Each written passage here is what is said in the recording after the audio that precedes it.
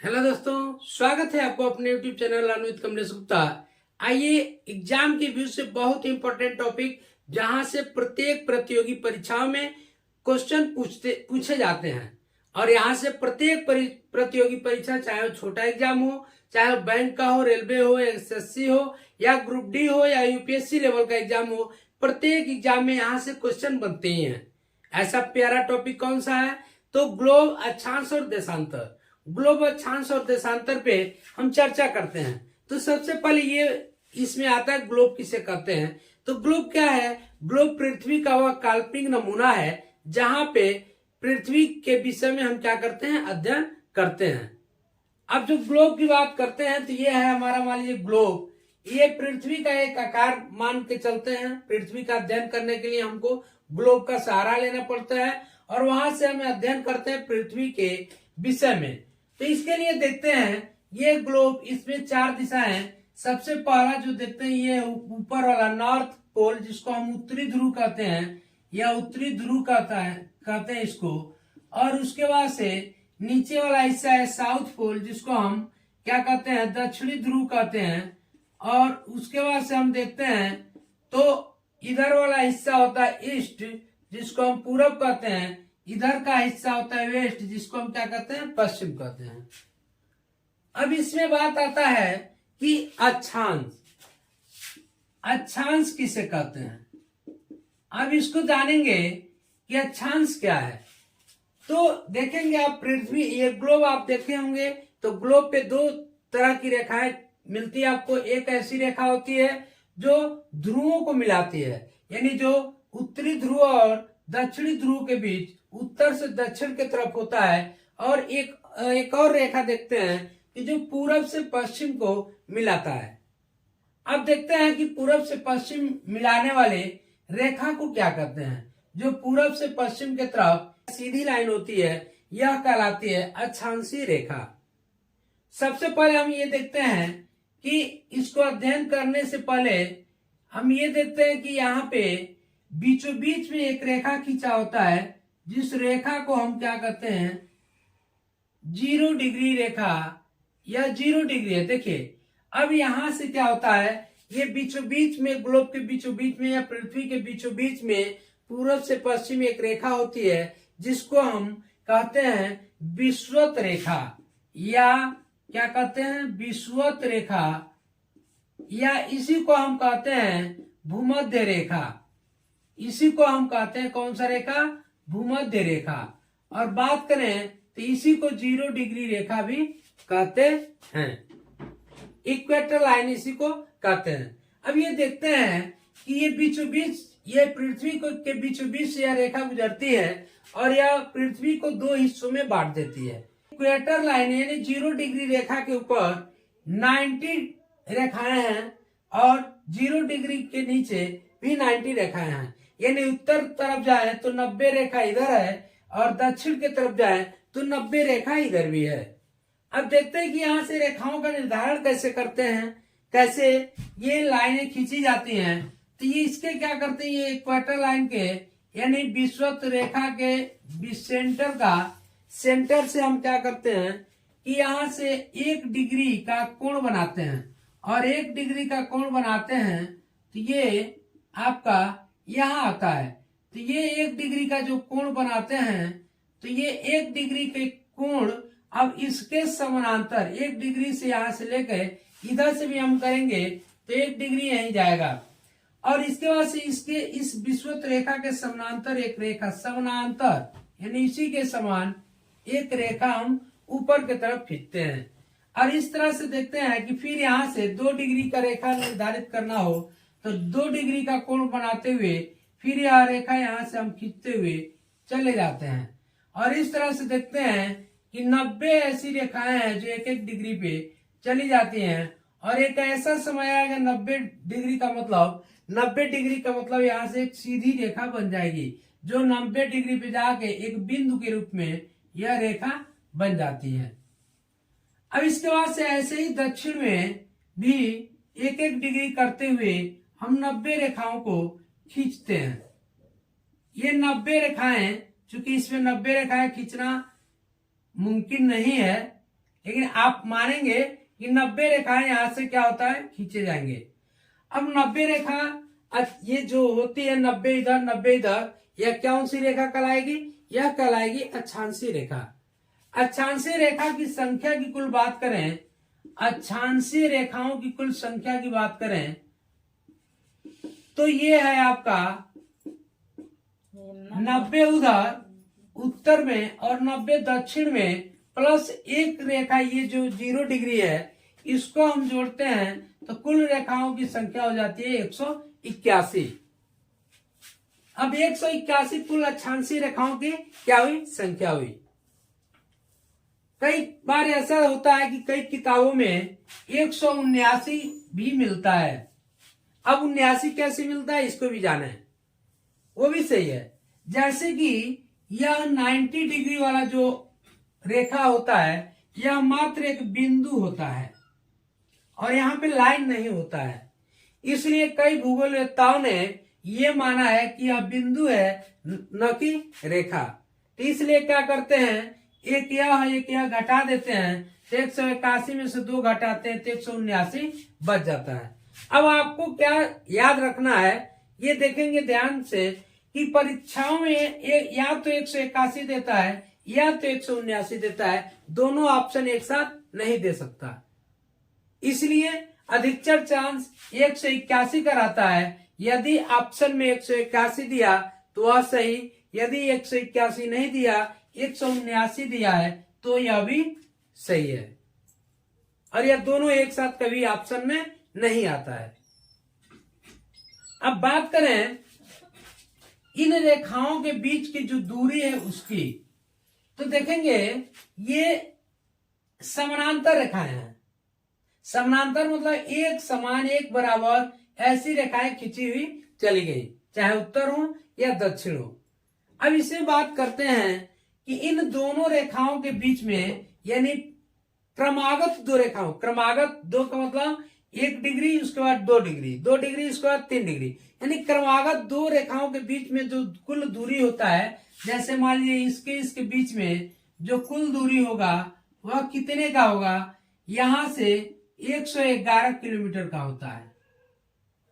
111 kilometre दो क्रमागत अक्षांशीय रेखाओं के बीच की दूरी होती है। और आप देखते हैं कि सभी जगह यहां से लेके यहां तक ये 111 किलोमीटर की ही दूरी पाई जाएगी। इसके बाद से अब बात करते हैं कि इन अक्षांशीय रेखाओं में सबसे लंबी अक्षांशीय रेखा कौन सी होगी। तो सबसे लंबी अक्षांशीय रेखा जो होगी वह कौन सी होगी, तो आप देखेंगे कि इसमें पूरे अक्षांशीय रेखाओं में जैसे जैसे हम ऊपर बढ़ते जाते हैं वैसे वैसे रेखाओं का लंबाई कम होता चला जाता है। सबसे बड़ी रेखा की हम बात करें तो सबसे बड़ी रेखा है यह 0 डिग्री रेखा या विषुवत रेखा।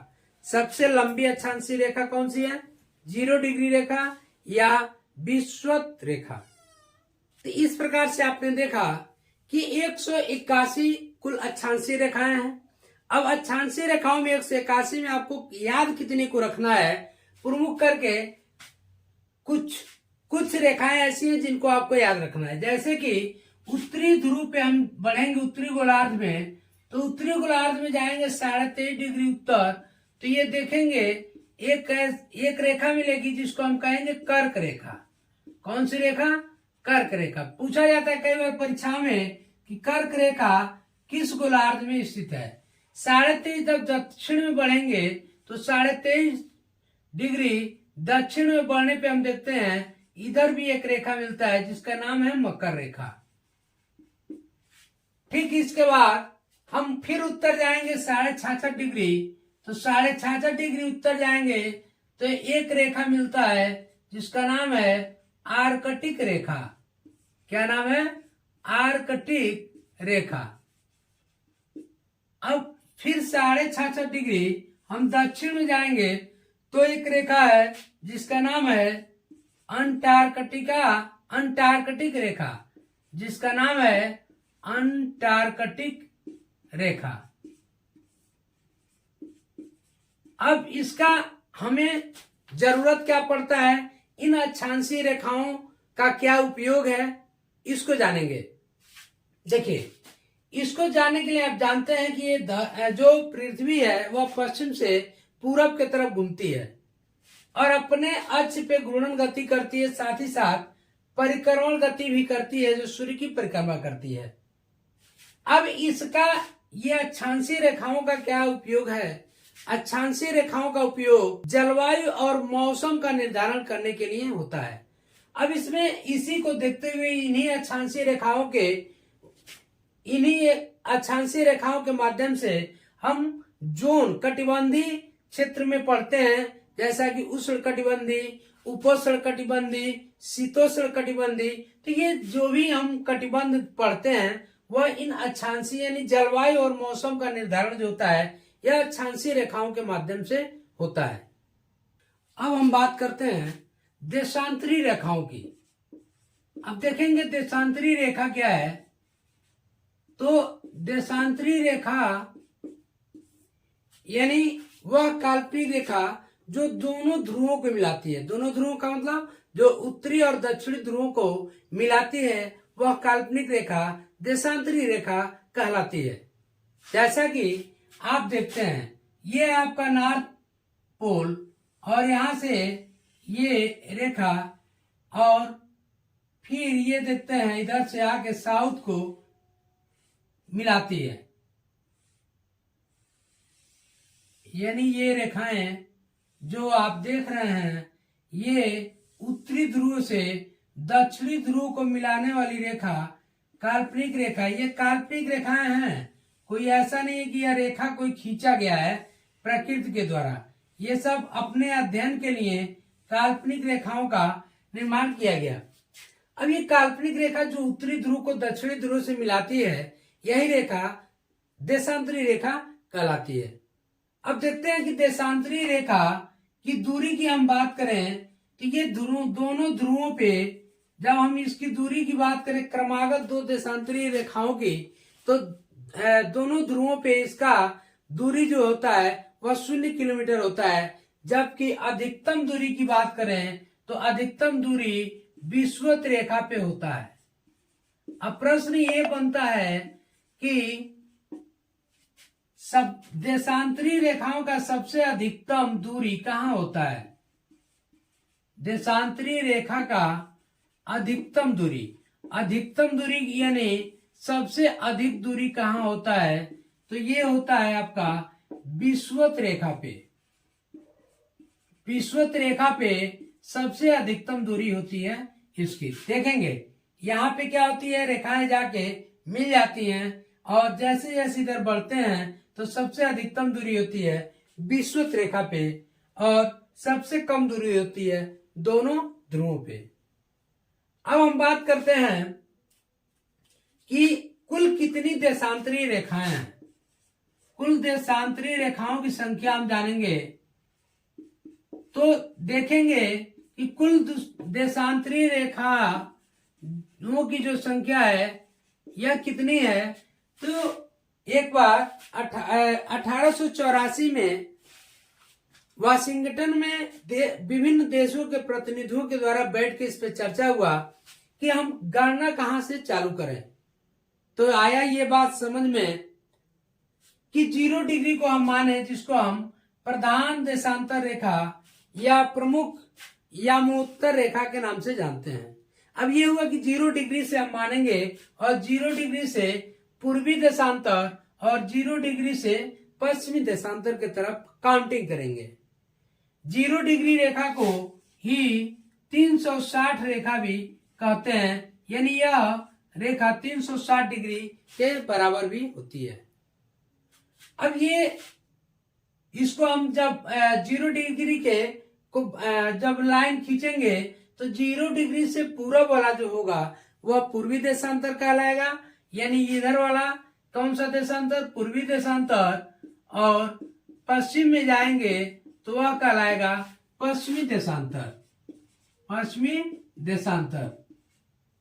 अब संख्या की बात करें कि कुल कितनी देशांतर रेखाएं हैं तो 0 के बाद से 180 इधर तो कुल संख्या 360 होगी। कुल संख्या की बात करें तो कुल देशांतरी संख्याओं की संख्या कितनी है? 360 है।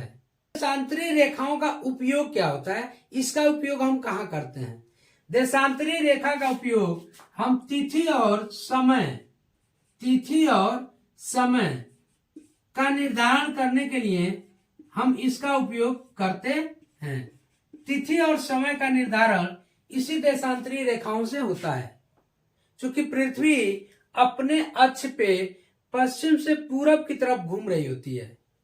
अब पश्चिम से पूरब की तरफ जब घूम रही होती है तो हम देखेंगे कि यह 24 घंटे में अपने एक घूर्णन गति को पूरा करती है या एक चक्कर अपने अक्ष पे लगा लेती है 24 घंटे में। यानी 24 घंटे में कुल कितना दूरी तय करती है? तो कुल दूरी तय करती है 360 अंश। 360 अंश कितने समय लगाती है घूमने में? तो 24 घंटा लगता है। तो हम बात करें कि एक अंश कितने समय में घूमेगा, तो एक अंश का देखेंगे आप निकालेंगे तो 24 घंटे को आप मिनट में बदलेंगे, 60 से गुणा करेंगे 360, अक्षांश से भाग दे देंगे तो 1 डिग्री में आ जाएगा। इससे 6 बार में कट गया, 6 से 24 4 बार में, यानी 4 मिनट में क्या करती है पृथ्वी? एक अंश घूमती है। अब बात करेंगे यहां से यहां तक में 24 घंटे का अंतर होता है। यानी यहां दिन की बात करें तो यहां पे एक दिन आगे रहे, यहां का समय 24 घंटा आगे है और यहां का समय 24 घंटा पीछे है। समय की बात करें तो इधर का इसके घूमने के कारण यह 24 घंटे आगे समय बताएगा, यहां 24 घंटे पीछे समय बताएगा। अब बात करते हैं भारत की, तो भारत कहाँ स्थित है? तो भारत आप जानते हैं कि उत्तरी गोलार्ध में है और पूर्वी देशांतर में है। यानी 0 से इधर जाएंगे आप 68 डिग्री 7 मिनट और 97 डिग्री 25 मिनट, ये पूर्वी देशांतर में भारत स्थित है। अतः हम 0 डिग्री पे यहां देखेंगे कि यहां 12 बजेगा तो आप 1 डिग्री बढ़ेगा, 4 मिनट इधर बढ़ेगा, इधर 4 मिनट घटेगा, यानी 1 डिग्री में 4 मिनट तो 15 डिग्री में 60 मिनट, 1 घंटे का समय। यानी हम देखते हैं तो 15 डिग्री यहां से हम जाए, मान लेते हैं यहाँ पे, तो यहाँ जब 12 बजेगा तो यहाँ यदि 12 बजे दिन है तो यहाँ पे क्या होगा? 1 बजे दिन होगा। उसी समय यहाँ 1 बजेगा दिन में। 15 डिग्री पीछे जाए तो यहाँ 11 बजेगा दिन में। क्या होगा? 11 बजेगा दिन में। तो आप देखते हैं कि इस देशांतरी रेखाओं का उपयोग हम समय को ज्ञात करने में और तिथि को ज्ञात करने में करते हैं। इसके बाद से एक चीज आता है इसमें कि देशांतरी रेखाओं के बीच को जो दूरी होती है, देशांतरी रेखाओं को उसको क्या कहते हैं? देशांतरी रेखाओं के बीच की जो दूरी होती है उसको गोरे कहते हैं। क्या कहते हैं? गोरे कहते हैं। देशांतरी रेखाओं से क्या ज्ञात किया जाता है? तो आपको याद रखना समय और तिथि। फिर अक्षांशीय रेखा से क्या ज्ञात किया जाता है? अक्षांशीय रेखा से ज्ञात किया जाता है आपका मौसम, जलवायु और तापमान। इस प्रकार से मित्रों आपने देखा ग्लोब अक्षांश और देशांतरी रेखाओं को। मुझे आशा और विश्वास है कि ये क्लास आपको अच्छा लगा होगा। अच्छा लगा है तो प्लीज वीडियो को लाइक और मित्रों में शेयर कर दीजिए और चैनल को सब्सक्राइब कर लीजिए। मिलते हैं अगले वीडियो में अगले टॉपिक के साथ। तब तक के लिए जय हिंद, जय भारत।